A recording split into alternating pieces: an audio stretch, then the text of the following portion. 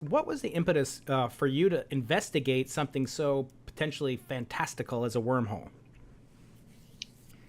Um, well, this came out of thinking about black holes and the black hole interior and entanglement. So there is, of course, wormholes are fascinating to think about regardless, and that's also why we're thinking about this. But wormholes seem like they are very exotic. However, something like a wormhole is already present in the simplest solution of general relativity. So if you take the general relativity with the vacuum solution and a spherically symmetric, you assume spherical symmetry, there is some solution, which Schwarzschild wrote, which sometimes we call it the black hole solution or the Schwarzschild solution. And that solution has the peculiarity that it has two exteriors connected by a single interior. This was a funny feature that Einstein and Rosen noticed in the 30s, and yeah, it's been known for a long time. And so this solution has the geometry of a wormhole at a spatial instant. So at an instant of time in time, you have a three-dimensional space. Let's say, imagine we had the solution. We would have our three-dimensional space is connected through a wormhole to a second copy of another three-dimensional space. It has the funny feature that the wormhole is not traversable. So if you try to go from one side to the other, you find that the solution is time-dependent, and this geometric connection closes off, and there is a part of space that shrinks. You have a kind of big crunch in this wormhole. It shrinks. It's very similar to what would happen if you took a piece of dough and you stretched it a lot. It becomes very thin, and that's what happens to this geometry. And the resulting very thin space is what we normally call the black hole singularity. So if you try to traverse it, you just end at the singularity, you die. So not fun. That's to be avoided, yes. Mm-hmm. Yeah. So that's present already in that solution. It's not traversable. And I should emphasize that if you had an actual black hole that is produced through astrophysical processes, you don't get this full solution. You only get a portion of this solution, because usual black holes are not the solution of the vacuum Einstein equations, but the solutions with matter. And those black holes would have a geometry similar to the one we discussed up to a certain point, and then you encounter the matter of the star that produced the black hole, and space somehow ends there, and it doesn't have a second side. But it's a very closely related geometry, certainly allowed by Einstein's equations. It's the simplest solution of Einstein's equations. Okay, so that's one geometry. That's one part of the story. Another part of the story comes from a different line of reasoning, which is thinking about Hawking radiation. So black holes have this funny feature of emitting some radiation. So even though they are solutions in the vacuum, they look like thermal objects. They emit radiations as if they were objects at some temperature.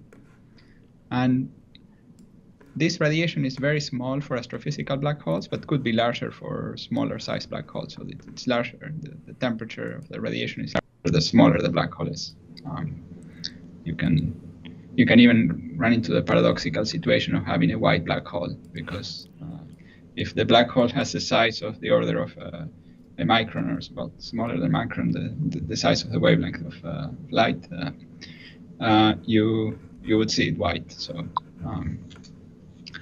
And so that's a feature of black holes that involves quantum mechanical aspects. And by thinking about these quantum mechanical aspects and some other features of black holes, people came up with this conjecture that I like to sometimes call it the central dogma of quantum black holes. It's like there is a central dogma in biology, there is a central dogma of quantum aspects of black holes, which is that if you look at the black hole from outside, you can think of it as an ordinary quantum system, as an ordinary system. It obeys the laws of thermodynamics, it obeys the laws of quantum mechanics, and so on.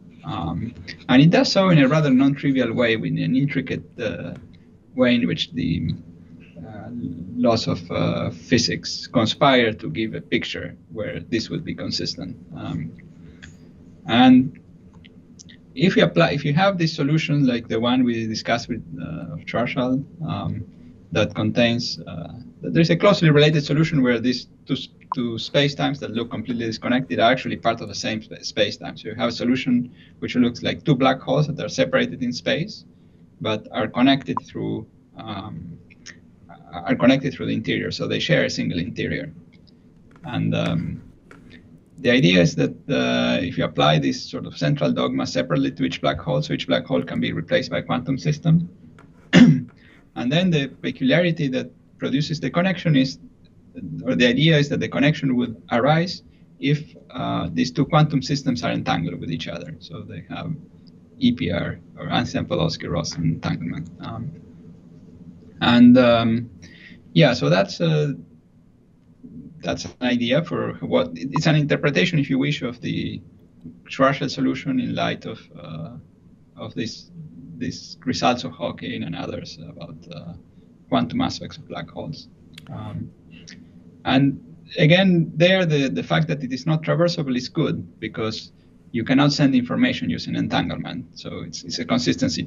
I mean, it's consistent with this interpretation. Now, and people, well, we studied this relationship a lot to try to learn about black hole interiors. Basically, that's how we should think about black hole interiors. And there are weird features about black hole interiors, such as this one, that two separate black holes can share the same interior, for example. So it's like an exotic system that we would like to study to understand better black hole interiors.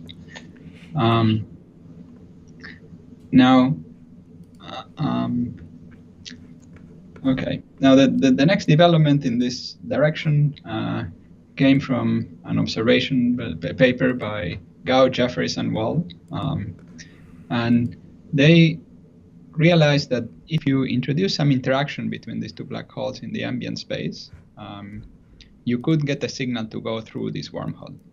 And then the signal is closely related to quantum teleportation. So if you have two quantum systems that are entangled, then by doing certain measurements and sending qubits on one of them and sending classical information to the other, you could send a qubit. You could teleport a qubit. And in this gravity picture, the qubit is really going through the wormhole. So you do a certain operation using the information. So roughly speaking, what you do is you measure the Hawking radiation on one black hole. I should start from the beginning. You have the two entangled black holes. You send the qubit that you want to send into one of the black holes. Then you measure the Hawking radiation of that black hole. You send the information to the other. And by knowing that information, the person in the other black hole can send a negative energy pulse. It's something that normally could not be done into a normal black hole. But if you, roughly speaking, the Hawking radiation is random. But if it is entangled with another one and you measure the other one, you know what is going to happen. It's like having inside information. It's like in the stock market. It looks like a black hole if you don't know nothing. But if you have a friend inside the company and tells you something, then that I would never do that. I would never. No. We'll cover economic trickery when we get to the Higgs mechanism. But yeah. But this is similar in the sense that you can lower the energy of that black hole. You send in some negative energy pulse, and then you can get out from the interior this qubit that you sent on the other side. So it's an interesting picture for what's happening with quantum teleportation, at least in this setup. So these papers that you mentioned were sort of developing this idea a little more, just looking for situations where very naturally you would have this interaction between these two black holes. That it would happen in ordinary four-dimensional black holes and so on. So the crucial aspect in all the solutions is to have two black holes that are relatively close to each other, so that there is some interaction between them, and so that this particular entangled state of two black holes is the ground state configuration of the two black holes. That's the quantum mechanical interpretation, if you wish, or in terms of gravity, that you can form, you can connect, you have this connected wormhole, but but you create some negative energy through some fields that propagate in the space-time. So space-time becomes topologically non-trivial. What it means is that it develops some kind of handle. So you have the two black holes that are like little holes in space, and you should picture them as connected by a kind of hose that connects the two black holes. So you can have particles that go inside the hose and then come out in the space and then go in again. And the propagation of these particles creates some negative energy. So in quantum mechanics, you can have negative energy, and that stabilizes the whole setup and makes it possible to have a traversable wormhole. Now, these traversable wormholes you build this way are consistent with causality. So what does that mean? That means that if you go through the wormhole, you come out on the other side later than you would have come out if you had stayed outside the wormhole. So they cannot be used for traveling faster than light. So in the science fiction literature, it's common to find wormholes that are used to travel faster than light, or travel to the past, for example, and so on. But these we think are deeply inconsistent with the laws of physics. So there are different things you can mean by the laws of physics. So there are general principles of physics that were established in the beginning of the 20th century, like general relativity, quantum mechanics, quantum field theory. So this is a kind of framework, general framework with certain solid principles. So particular theories that we have today obey these principles, but they kept changing because we needed to add more particles. We needed to add lots of particles since the beginning of the 20th century, all the quarks, we now probably need to add dark matter particle and so on. But whenever that was done, it was done within this framework. So we can ask what is possible within this framework. So what is possible with this is what I'm going to call ordinary matter, or non-exotic matter. So doesn't mean the actual matter we have in nature, but it's matter that obeys these kinds of principles that we could in principle have perhaps, but we haven't detected yet, for example. And the idea is that with this kind of matter, you cannot produce wormholes that allow you to travel faster than light. And that's very good. It's actually an interesting theorem that this is not possible. It wasn't completely proven, but several aspects of it were proven. And it's an interesting interplay between positivity conditions of energy in relativistic quantum field theory and general relativity. I mean, at the level of geometry, you can imagine a geometry that connects points that are far away. I mean, nobody forbids you from writing down that geometry. But Einstein's theory is more than just arbitrary geometries. It's geometries that obey a certain equation. It's called the Einstein equation. And the equation relates the shape of the geometry to the amount of energy, the amount of energy present in this geometry, energy or matter density, etc. These shapes that would allow you to travel faster than light, they require a certain kind of negative energy, which is not possible under those circumstances. A certain small amount of negative energy is allowed by quantum mechanics, and it's what we exploited in these solutions that we have discussed. And so they allow you to construct these wormholes. It's interesting that you could have these configurations which have topology different than the topology of four-dimensional flat space. They seem difficult to build, so we only show that there are solutions. We don't know how you could develop them into solutions. And one interesting aspect is that the first solution, the first paper you mentioned, discusses these solutions in the context of it could even be the standard model. So it could be the matter that we know, but at very short distances. So distances black holes that are very, very tiny. I mean, those black holes would be extremely difficult to produce by artificial or maybe natural means unless they were produced in the very early universe. And that's one possibility. So, and those differ from the 2020 paper differs in that it's actually displaying a 5 or higher dimensional background universe, as opposed to the 2018 paper, which was a 4-dimensional universe. Can you comment on why you? It seems like we know we live in 4 dimensions, so why would we consider higher dimensions? Why can't we make it work in 4 dimensions? A humanly traversable wormhole in 4 dimensions. Right. So the construction we had in the 18 paper relied on the existence of light matter, of some light matter fields. So matter fields which are, let's say, almost massless. And we don't have such, well, we have the photon in nature, but we also wanted some charged matter fields, and we don't have those. We don't have massless ones. We have the electron that is massive.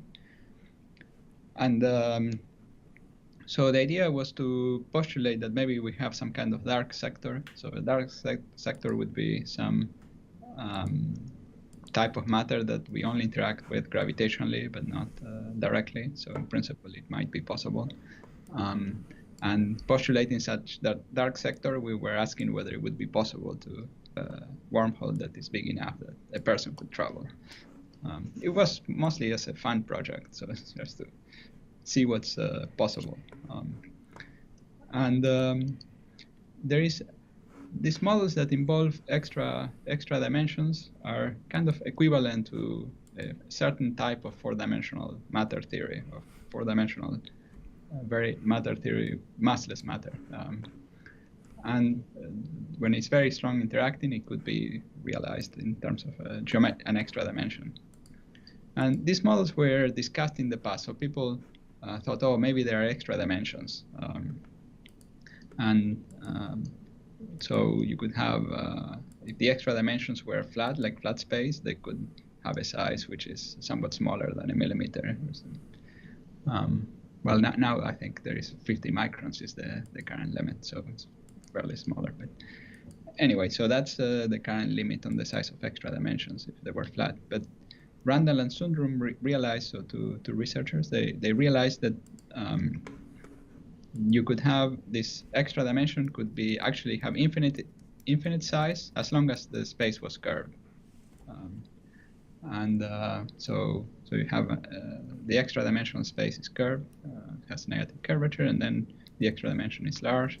And the physics of this problem is essentially equivalent to adding massless matter to 4-dimensional physics, to 4 dimensions. So if you don't like to think in terms of 5 dimensions, you can think in terms of 4 dimensions.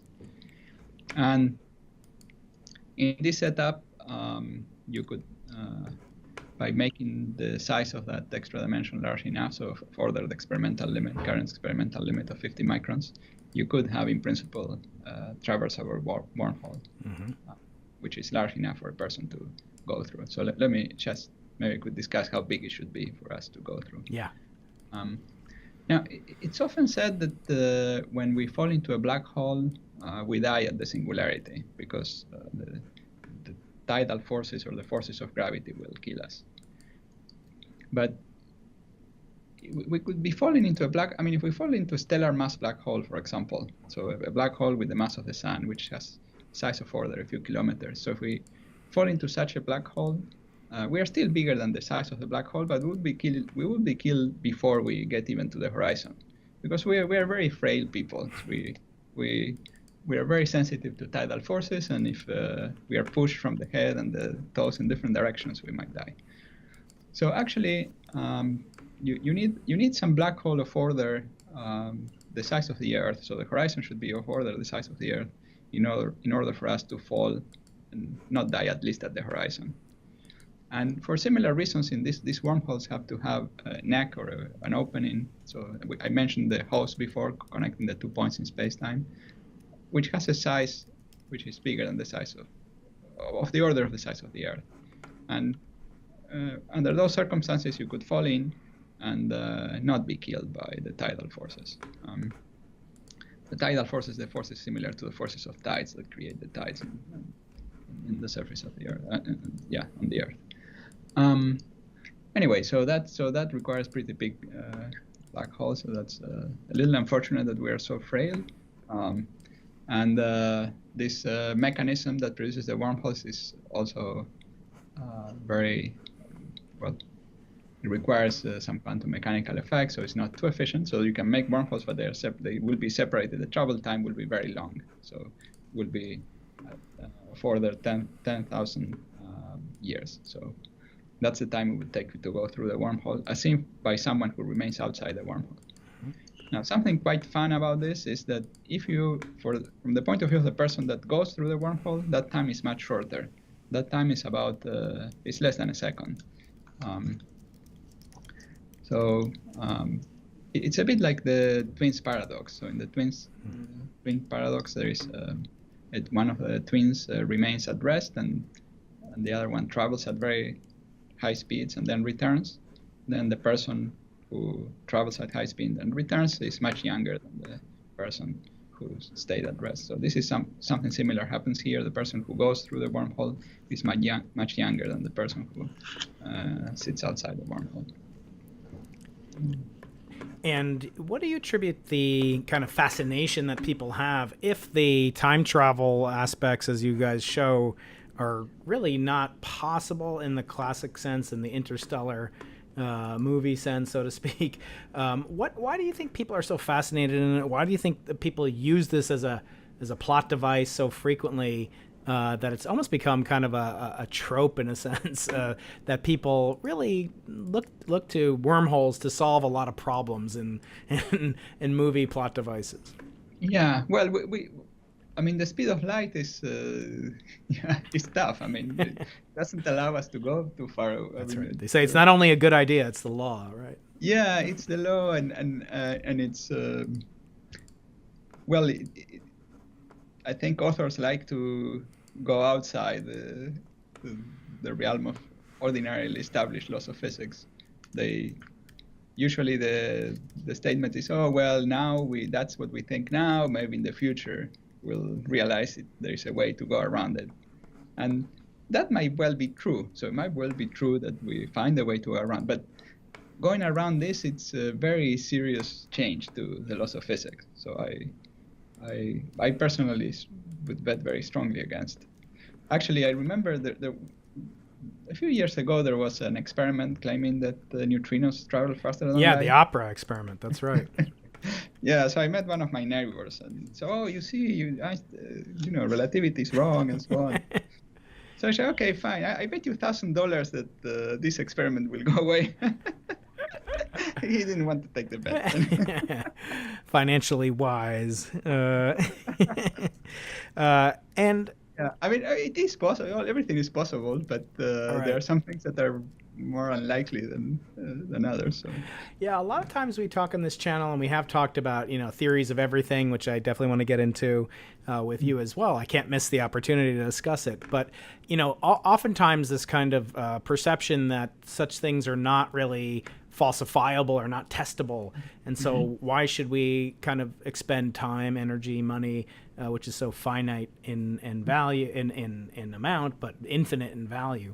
What are kind of some of the motivations to study these things when, for example, some of the criticism, on the internet of the recent humanly traversable wormhole theory is that, we don't even know if the Randall-Sundrum cosmology model 5 or whatever even exists, and there's no evidence for that. So why study, kind of an edifice that's built upon something which may not even exist? Right. So here we are exploring not the things that nature as exists, but possible natures that are consistent with the laws of the general principles of physics, of general relativity, special relativity, etc., quantum mechanics, with the goal of just understanding what is possible. The goal is not so much to go and build and look for this wormhole. It's just, that paper was just a fine exercise, but the main goal is the main goal is to understand black holes better, quantum aspects of black holes, with the goal of understanding how quantum gravity works. So black holes are an interesting problem because they force us to think about quantum gravity in interesting ways. And if does that not presuppose that there exists a theory of everything? In other words, is it mandatory? Certainly, it seems that wormholes, at least simply connected regions, are permissible in classical GR. but certainly to have the wormhole as described in the paper seems to rely on quantum processes, as you very rightfully explained. But I want to ask maybe a deeper question, which is kind of your opinion on theories of everything in general, which is that, do we need a theory of everything? Is it mandatory that we have one? I don't like too much the word theory of everything. Yeah, me neither. I didn't use it, but I think what we need is a theory of what we would call quantum gravity, so the quantum mechanics of space-time, or a theory of quantum space-time. And this is needed because the current theories do not explain what happens in certain circumstances, like what happens at the very beginning of the Big Bang or what happens in the interior of black holes. And we would need that theory to really put all these principles that we discussed at the beginning of the 20th century together. And if you call that everything, that's of everything that we learned in the 20th century, general relativity and quantum physics. The formalism of quantum field theory came from putting together quantum mechanics and special relativity. And I think we'd like to put in general relativity. And this is a very, very constrained structure. So one question that I think that the fact that we need this theory is clear. You could question whether we will ever get this theory without doing experiments. So I think this is a valid question. Now, why do we think we might get a theory like this? Is that, well, we have some examples of candidate theories that are mostly like, we should really think of them as theories under construction, like string theory and so on, which have lots of mathematical intricacies and are managed to put together gravity and quantum mechanics. We don't know whether it's the right theory for nature.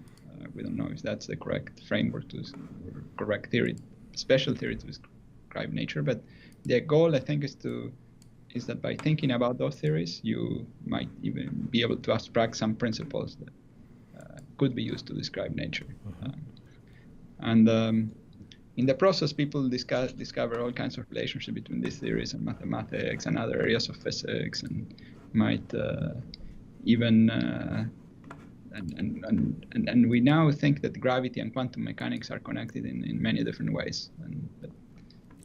So perhaps a provocative idea is that you might be able to build a little toy universe in a lab. So Zia Morali, a friend of mine, has written a book about a Big Bang in a little room, which is a wonderful little book. I want to, before I turn to questions from the audience, I do just want to follow up and I can't resist. And if you'll indulge me, it's not so often I have a great physicist to chat with live and ask questions of a not personal nature, but I'd love to get your opinion on why are there so many different theories of everything? I mean, there's Wolfram has one. Our mutual friend Eric Weinstein has had one. Garrett Lisi. I mean, they seem to proliferate, and these are very, very legitimate ideas. Some of which are very creative. Stephen Wolfram has a completely different approach from the geometric approaches of people like Lisi and Weinstein. What do you attribute, first of all, the upsurgence in interest in new and theories of everything? Well, I guess it's a natural frontier, and people have different ideas for how things should go. Some ideas are more developed than others, and have had. Of course, the final arbiter of any idea is to make a definite experimental prediction that could be falsified, or basically a prediction that you could go and check that this theory has. And there have been no predictions like this from any of the theories. But along the way, some theories have had more let's say, mathematical predictions or predictions for other areas of physics, or some more interesting structure. And some are consistent with these principles of the 20th century physics that I discussed, and some are not. So, for example, it's not clear whether Wolfram's ideas are consistent with the principles of relativity and causality and so on. Time doesn't. It's not.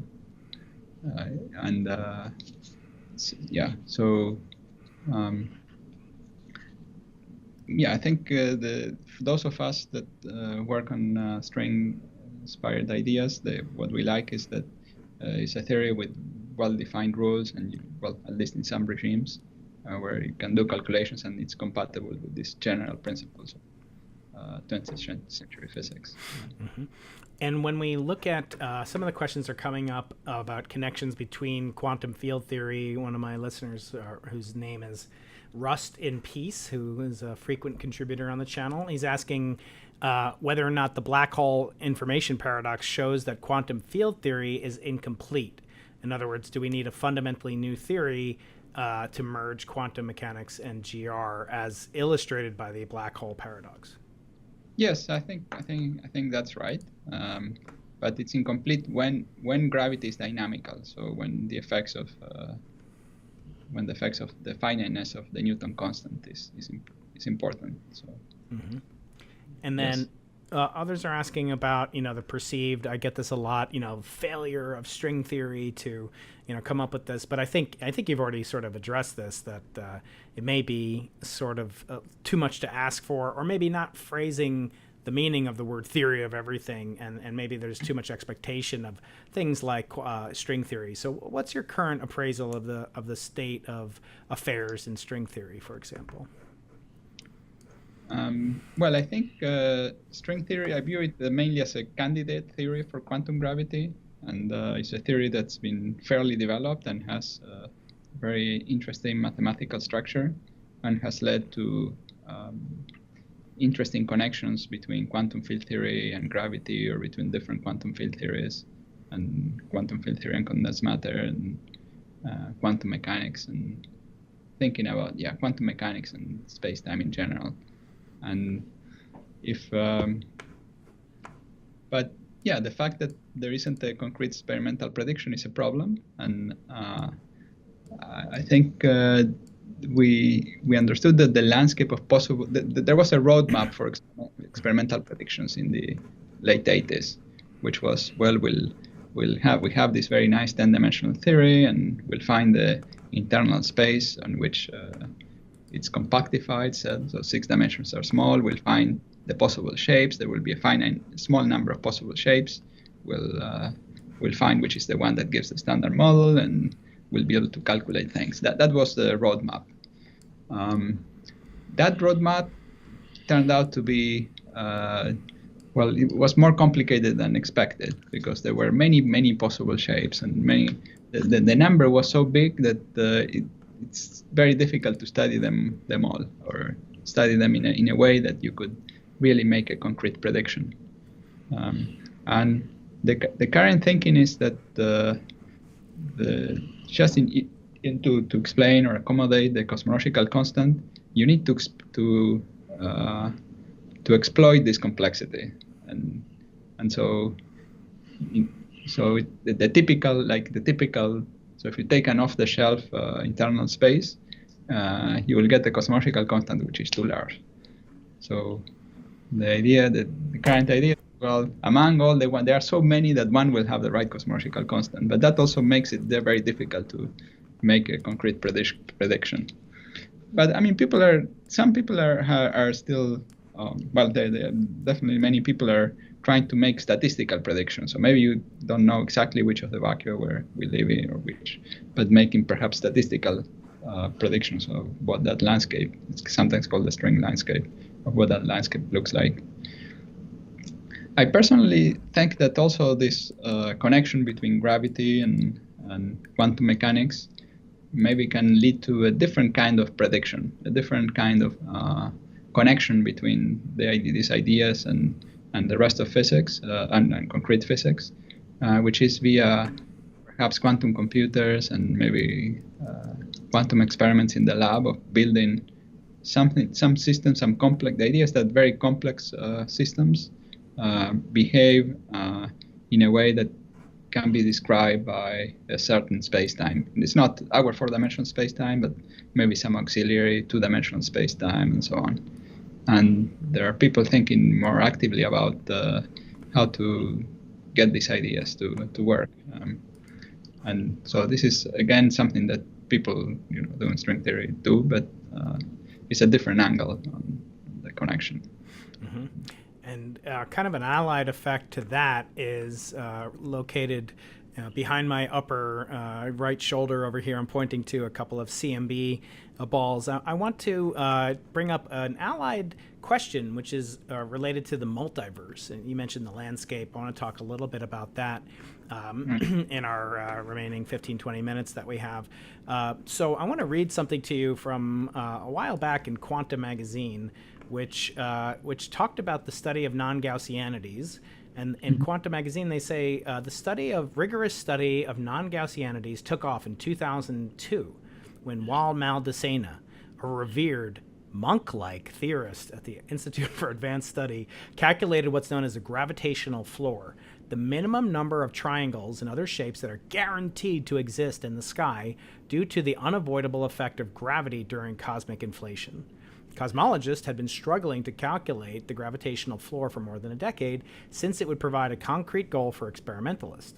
If the floor is reached and still no triangles are detected, Maldacena explained, then inflation is wrong. So I want to ask you, because I actually interviewed a real monk last week, and I have to say, you guys have somewhat similar, countenances. You're very, very revered and very reserved, but I don't know if the monk-like attribute is accurate. But leaving that aside, behind me are these balls. I'm going to go get one while you're on the screen. But can you first talk a little bit about what is a non-Gaussianity in the cosmological context, and I'll bring up some visuals for the audience while you'll indulge me. Yeah, so an interesting fact about the universe is that it's very close to uniform at long distances. But another interesting fact is that it's not perfectly uniform. There were some primordial inhomogeneity. So it was, to first approximation, homogeneous, but with tiny little inhomogeneities that I guess you've been studying for your career. And that's a map of those inhomogeneities as we see them through the CMB. These inhomogeneities, it's believed that they were produced through quantum effects. They were due to quantum fluctuations during the beginning of inflation. And so they are random. So the quantum fluctuations are random. But in quantum theory, the randomness has some pattern. So there are different patterns of randomness. And so the simplest pattern is so-called Gaussian pattern, where each region could sort of fluctuate independently of the others, roughly speaking. It's not exactly this, but each, let's say, wave fluctuates differently from the others. And that's like the simplest pattern, the bell curve, the Gaussian distribution. But in actual theories are interacting, and the fluctuation in one place creates some decreases or increases another type of fluctuation in a similar region. So you have some non-Gaussian effects. So some non-Gaussian means that there were some interactions between the waves. You could view this as waves or fluctuations in the geometry of the shape of the universe. And these deviations from Gaussianity gives us very deep information about the interactions that were present during the inflationary times, during the times of inflation, when these fluctuations were produced. And so the simplest interaction that we had was the interaction of gravity. So that if you have a fluctuation that created an overdensity, it created some gravitational potential, and then some other fluctuation would look different. And that's the so-called gravitational floor. So it's the minimum amount of deviations from the Gaussianity that you would need if inflation is correct, at least single field inflation. But in principle, there could be larger effects due to other particles that could have existed during that time. And in some ways, the early inflation is like a particle detector or a particle collider that you create all these particles that could be created. So the universe at the time was expanding rapidly, and there's an effect similar to the effect of Hawking radiation that we discussed before that creates this quantum effect that creates these waves, these fluctuations. And it could also create other particles which have mass proportional to the effective temperature of these fluctuations. And So if you created those particles, it could also imprint all kinds of interesting patterns in the sky. I mean, so far, no non-Gaussianities were detected. So that is, so it's very, very close to Gaussian, but still there are a couple of orders of magnitude to go to get to this floor somehow, to this minimal amount. And I guess there are very interesting experiments going on trying to calculate this, to experimentally measure this non-Gaussianities better. Yeah, that's right, and it's certainly a hot topic. Not only the actual pursuit of non-Gaussianities, which is there are very few ways we can actually access this enormous particle accelerator, as you call it, which is a nice way to think about the extremely early universe. But one of them is potentially through cosmic microwave backgrounds polarization, and in doing so, we make the hypothesis that if inflation took place, there will be this stochastic background of primordial gravitational waves, not the late-time gravitational waves detected fairly recently on cosmic timescales by LIGO, but actually we could detect a background suffusing the early universe. Unfortunately, these are kind of like no-go theorems in some sense. And what appeals to me, and I should take a step back, what I liked about the non-Gaussianity effect is that it gives it gives a prediction that's a lower limit. So I'm kind of sick of upper limits. We've had so many upper limits in physics for so long that it's nice sometimes to get a lower limit. So let me explain to my audience who might not be familiar. An upper limit says that a signal can be no larger than a certain amount. So it says that the Higgs boson could be no larger than 300 or whatever GeV in mass. But a lower limit allows you to say that such a quantity exists and it's bigger than a certain value, and in fact that value can be bigger than zero. So for example, we know that neutrinos have mass. We have an upper limit on the mass of neutrinos from neutrino oscillation experiments. We also know that there's a lower limit on the mass of the neutrino.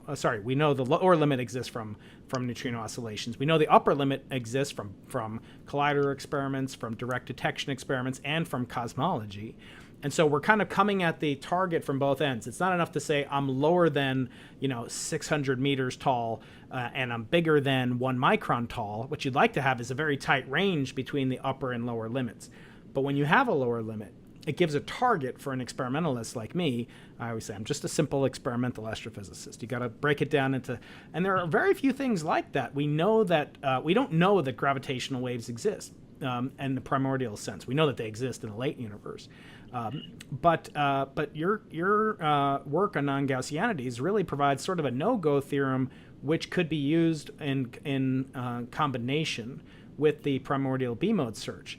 But there's a problem in that I think that we've basically hit a point of diminishing returns. When you wrote that paper in the early 2000s, that was pre-WMAP. And now we have not only the beautiful, phenomenal world-changing results of WMAP, but also Planck. And it's very hard to do much better in the CMB's temperature. So I wonder, how much better can we do to, in your opinion, before we hit this floor, which is known as cosmic variance, beyond which we can't really improve? In other words, might your lower limit also be an upper limit in the sense that we'll never be able to detect it because of fundamental intrinsic variances in the pattern of fluctuations in the microwave background?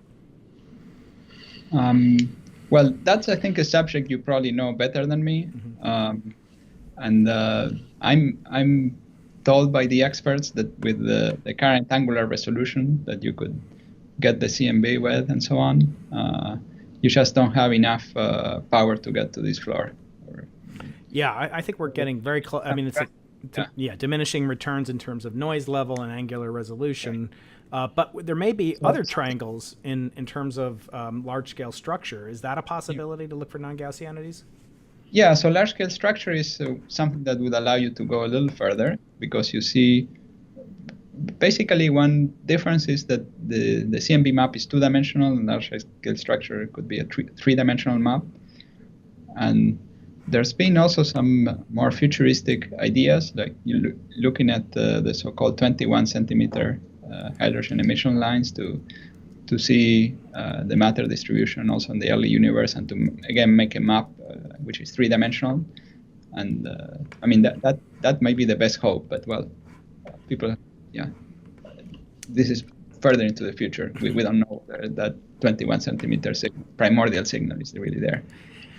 I want to ask you a question that's maybe a meta question. When you make a prediction about this, how difficult is it to separate your own natural curiosity and feeling of ownership over this theory? I mean, I think we could both agree it'll be very challenging to detect a humanly traversable wormhole. But when you make predictions such as these no-go theorems for inflation or the many other contributions you've made to physics, how tempting is it as a theorist to really advocate, for the pursuit of your particular theoretical models and see confirmation in them wherever they occur? Yeah. I think there are theories that propose models, like there are more phenomenologies that produce models. I wouldn't call this humanly traversable model as a particular theory that I want to see confirmed in experiment, because I think it's very unlikely that the universe is described by the Randall Syndrome 2 model and so on. I view a little more as a theoretical fun exercise, a bit of science fiction. I told Lisa Randall that I was going to write a science fiction paper. I think you should. There'll be another side of the monk known as Maldacena. Yeah.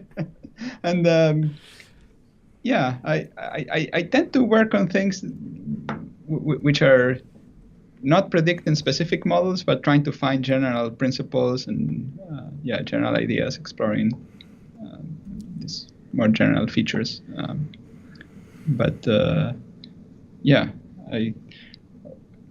For example, with Nima, we discussed the possibility of seeing extra particles during inflation and so on through this cosmological collider. It would be really fun if that was seen. I mean, but it would be,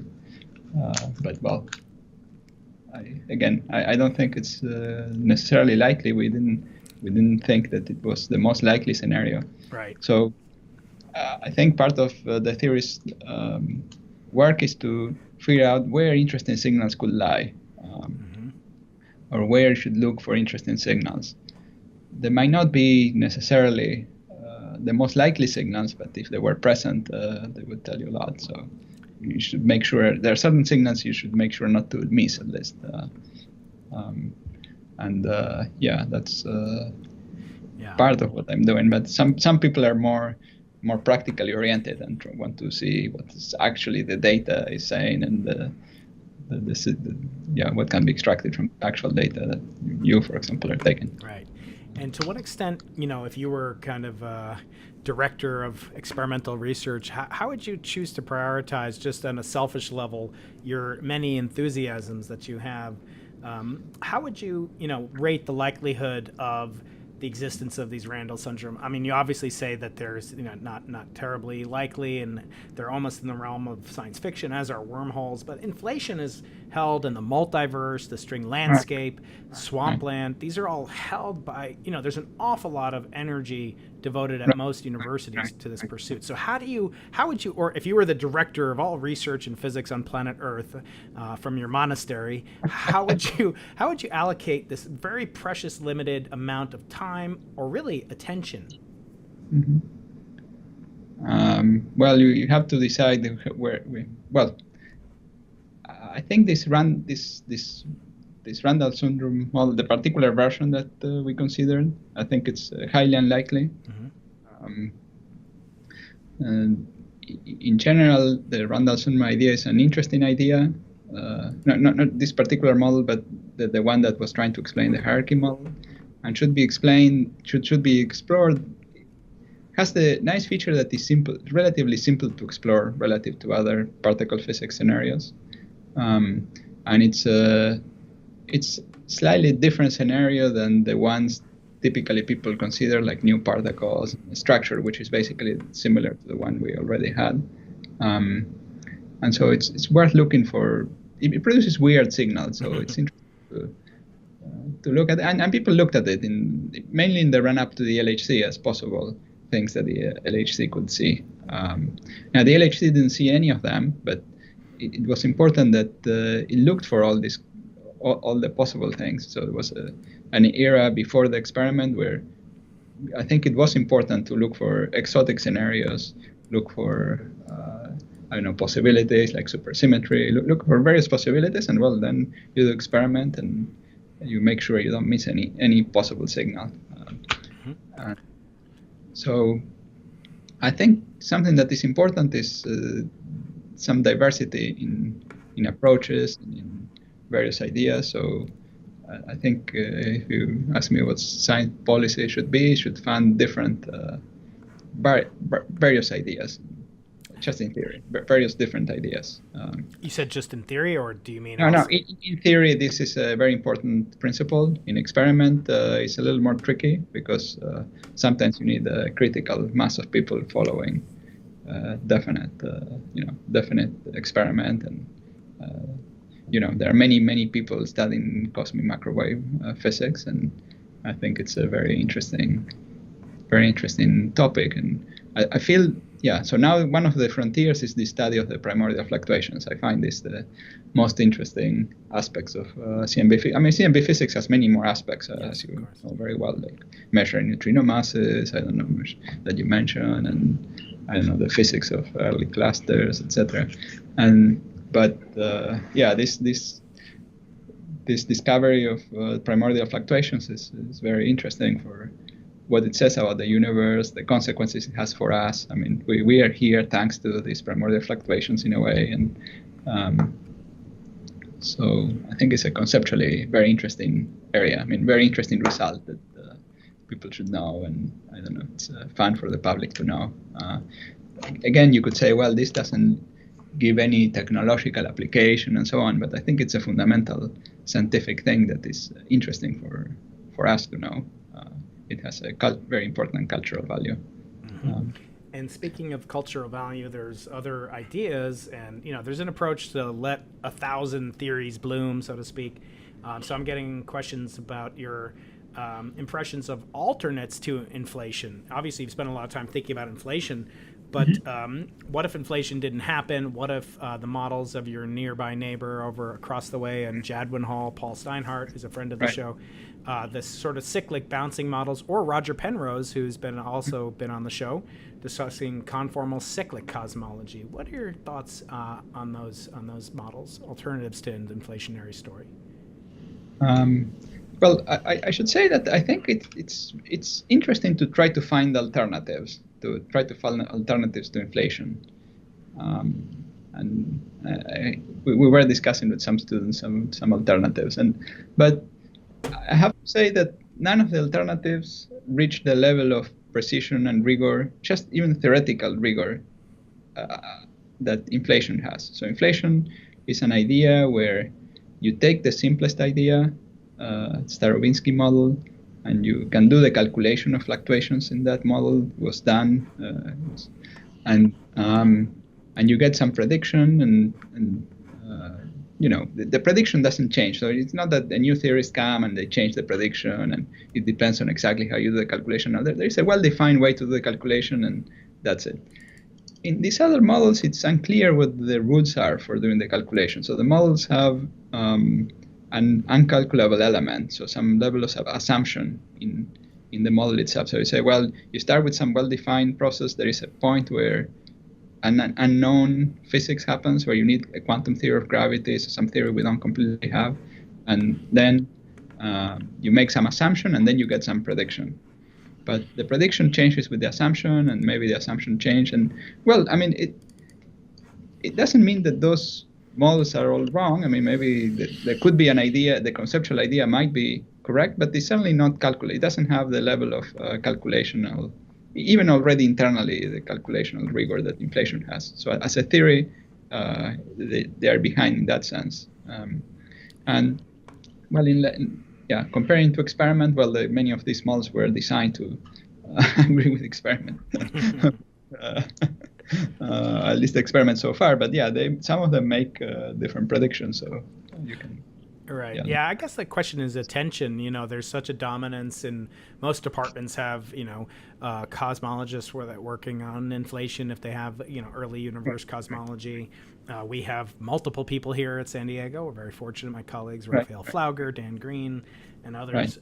But thinking about alternatives and how difficult it is to get traction, imagine you do come up with some theory and you are working more or less. I mean, the way I always put it is people like Eric Weinstein or people like Roger Penrose cannot get traction, and not have graduate students and sort of people working on it. How easy is it, or how does the kind of monopoly effect, does it take place where a theory is so dominant, it's so attractive that it basically sucks out the oxygen from alternatives that may prove superior had they had the intellectual capital behind them?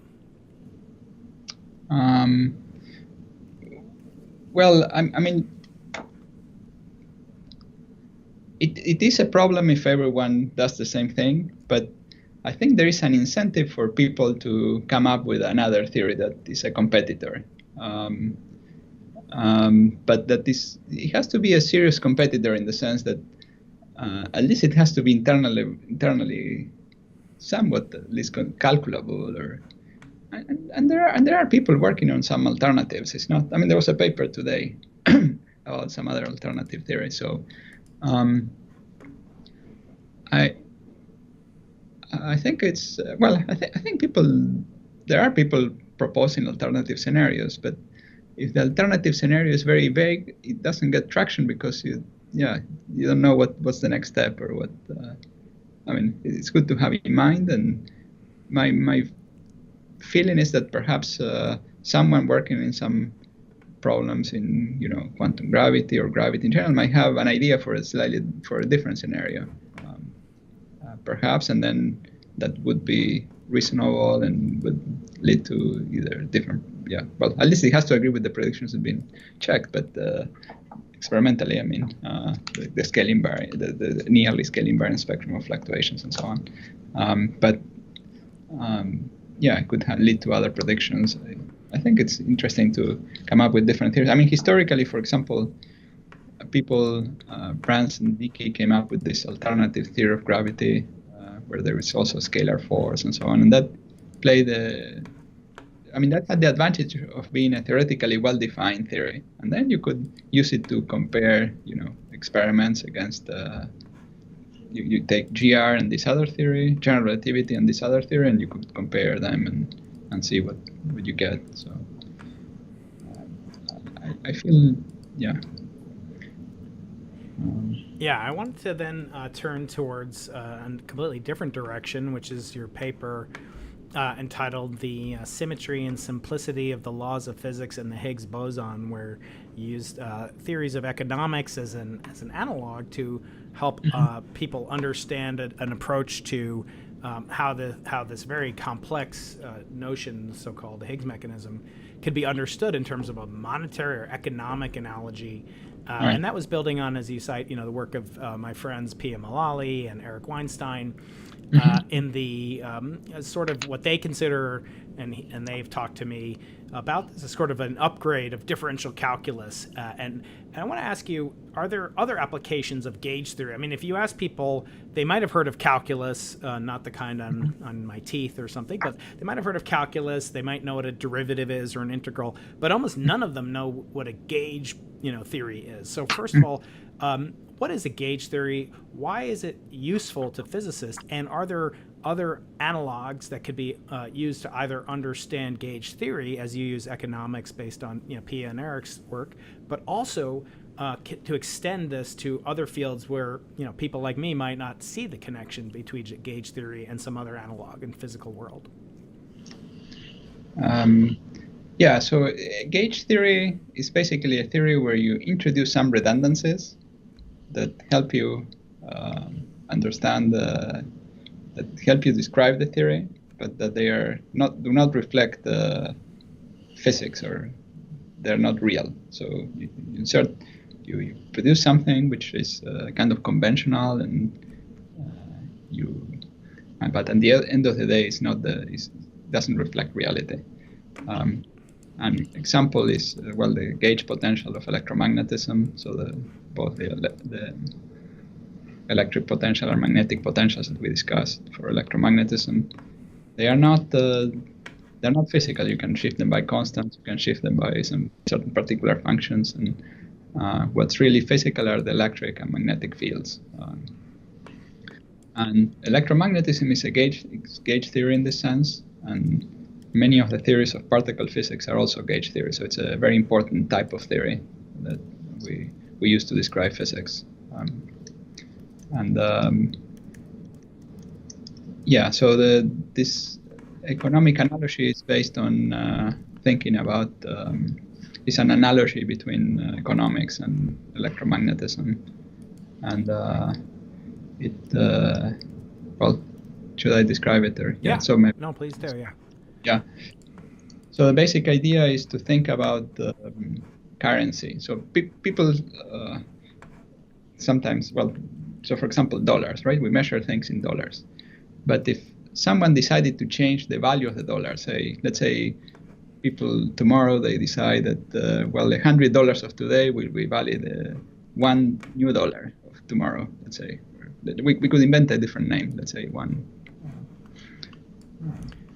peso, let's say.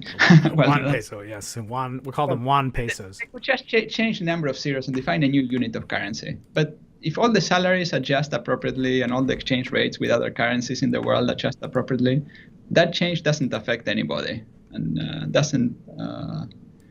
it's just a change in the units we use to measure the value of things. And I come from a country in Argentina where this happened many times. So many times they took a few zeros out of the currency through this type of process. Now, that's an example of a gauge symmetry. That's something that doesn't change how rich you are because you change the number of zeros you have in the currency. Now, there's some other more physical information in the more real information in the exchange rates between different countries. So, but not exactly the exchange rates between two countries, because if you have the exchange rate only between two countries, if any one of them changes the currency, that the particular nominal value of the exchange rate will also change. So when you change the currency units. But if you have the exchange rates between three different countries, and imagine them arranged in the vertex of a triangle, and so you have the exchange rates between any of the two countries along the edges of the triangle, then each individual's exchange rate depends on the currency units of each one. But imagine you travel between the three countries in a circle. The net gain that you get by exchanging those exchange rates, that's independent of the currency units. So if you gain a factor of 2 or a factor of 1.1 when you go around in one way, or you lose a factor of, you get a factor of 0.09, that is really physical, and that's what in physics we call a magnetic field. So it's analogous to a magnetic field. Now, if you had a situation like this where you can make money by going around these three countries, then you would have speculators that buy one currency, sell it, and so on. And now, normally this wouldn't happen if we were in equilibrium, but you would think that the exchange rates would adjust themselves so that this doesn't happen. But imagine for a second that the exchange rates are arbitrary, and you could make money by doing this. Then you would have speculators that go around these three countries. Now, this is what happens in nature when you have an electron. So an electron goes around the magnetic field. So you have a magnetic field, the electron goes around in a circle. And so the electron is a bit like those speculators that are trying to make money. So that's an example. And so you can have some fun with this example, and you can assume some behavior for the people who set the exchange rates and the speculators and so on, and get the Maxwell equations, etc.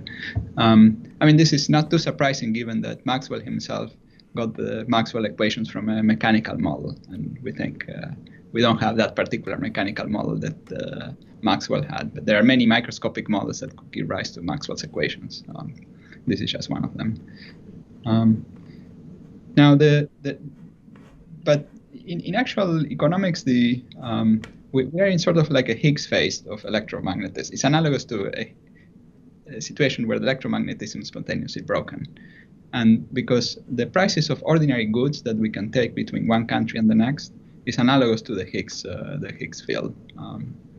So like we could have a certain thing like gold or oil or bananas that we can take between different countries, and so the speculators could also commerce in these quantities, and the prices of these quantities are certainly arbitrary. They depend on the monetary units, but we could set our monetary units in terms of those prices. So we can all the countries could say, well, we measure everything in terms of the price of bananas anyway, and that's then the exchange rates between different countries would become more meaningful. So that's roughly the analogy. I could go on this. But. And then are there other kind of approaches where gauge theory might not be widely appreciated as a potential way to understand something? Well, yeah. I don't know. So you are asking me to find other analogies where gauge theory appears. I don't know of another one that is as close as economic one.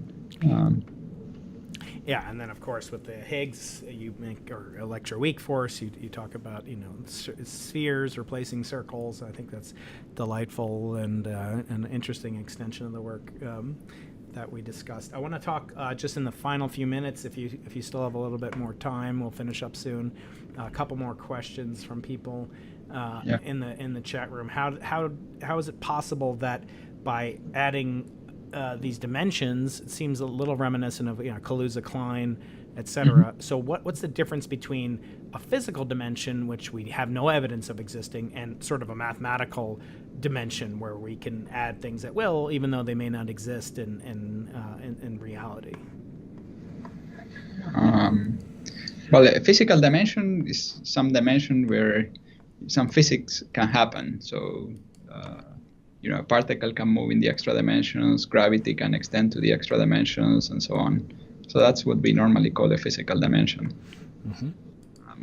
I'm not sure what the mathematical dimension is. I mean, of course, the concept of many dimensions in math makes sense, and it could be applied to, depends on what your mathematical application is. So, for example, people who think about recognizing language, artificial intelligence for language, think of words as vectors in a high dimensional space and stuff like this. So this is some other application of the idea of the dimension that has nothing to do and gauge just being analogous vocabulary lookup table between different cultures or languages. Yeah. Interesting. A few more questions from both me and my audience. So one involves you're at this a little bit less technical now, if you'll indulge us. So you're at one of the most storied institutions in the annals of all of science, the Institute for Advanced Study. What is sort of your daily life like there? Is it all contemplation, or what's a day in the life of besides your 6 hours of prayer, fasting every day as a monk? What's a day look like for you, Dr. Maldacena? Well, I think my day is similar to the days of university researchers. We come to our offices. We look at the papers that came out the previous night. We discuss with our colleagues. We maybe are working on some papers. We do calculations. As a theorist, we spend a lot of time discussing calculations and math and different approaches to actually doing certain calculations. There is, of course, maybe some discussion of more conceptual things, but that's what we mostly spend our days on. There, we go to talks, presentations, and the like. And then, in terms of kind of future things that you're interested in, what's sort of the near term looking like for you in terms of research directions, maybe students and advisories? Yeah. So I currently we're all mainly working on my group working on aspects of black holes, quantum aspects of black holes, trying to understand what the black hole interior is, understanding better the information paradox, and There was recently very interesting progress on understanding how the information comes out in Hawking radiation, in papers by Pennington, by various research groups, and yeah, so that's a very exciting development in the last couple of years, and so I've been working mostly on that. So the last question that I have, let me just scan the chat section here. We've got 100+ people in the chat section. A lot of these have been asked, so I think we've covered most of the questions from the audience. I'm going to finish up with 2 questions for you that I ask in some version or another. I ask most, if not all, of my guests, and that first question kind of relates to the far future of humanity. You know, hopefully you live to be, you know, many. Well, first of all, I want to ask you. Actually, I don't get this opportunity very often. If I could give you one of my kids is working on a pill, which he calls the never dying pill, which would allow the ingester, whoever eats it, to live forever, but no one else on the entire planet would live forever. I want to ask you, Juan, would you take such a pill to live forever as you are right now with everything you know? You can't take anyone with you, not even me. Yeah, I don't know. Maybe. Yes. Yeah, probably yes. Okay. And the next question revolves around something that in Hebrew is known as an ethical will. So Alfred Nobel left a famous will, which endowed a prize that bears his name. But the will, in addition to recognizing discoveries and inventions in physics, chemistry, etc., was meant also to benefit all mankind, so to have some benefit towards the human species. And so in that way, it was what was known as an ethical will. It had more than just a monetary, financial, tangible purpose and outcome of it. I want to ask you, if you were to write an ethical will, what kind of wisdom or things, knowledge that you've obtained in your life would you want to pass on, separate completely from your financial material will? Well, the importance of collaboration, of truth-seeking in general. I think these are important principles. And do you see yourself primarily as an educator, as a researcher, as a mentor, a student? How do you think of yourself, and what is your sort of superpowers that allow you to be so successful? Well, I think of myself as a researcher first, and also mentor. I have one of the secrets is that we have outstanding young people coming through the institute that become our collaborators and so on, and that's perhaps one of the greatest privileges of being here. I want to ask you, what would you put on a monolith, a time capsule that would represent the culmination of physics knowledge or personal knowledge that would last for 1 billion years as a time capsule for the future? Mm-hmm. Yeah, I think this idea that matter is made out of particles is very important. Probably that, perhaps general relativity. Depends on how much you can put in, but right. Yeah, the sentence could be a run-on sentence. Matter is made out of small particles. That's something that fits in a sentence, but. Very good. Dr. Juan Maldacena, it's been a pleasure to talk to you. I hope to maybe contact you again in the future as I develop a little more understanding of your excellent papers. Very provocative, very entertaining papers, as is your style, and I appreciate this very much. I'll put some resources in the show note, links to your papers, links to a talk you gave at the Institute several years back on the same topic. I want to express my gratitude to you, Juan, for sharing so much of your time with my audience today. Sure, it's a pleasure. Yeah, thanks. Thank you, Juan. Be well. I'll talk to you again soon. Thank you very much. Bye-bye.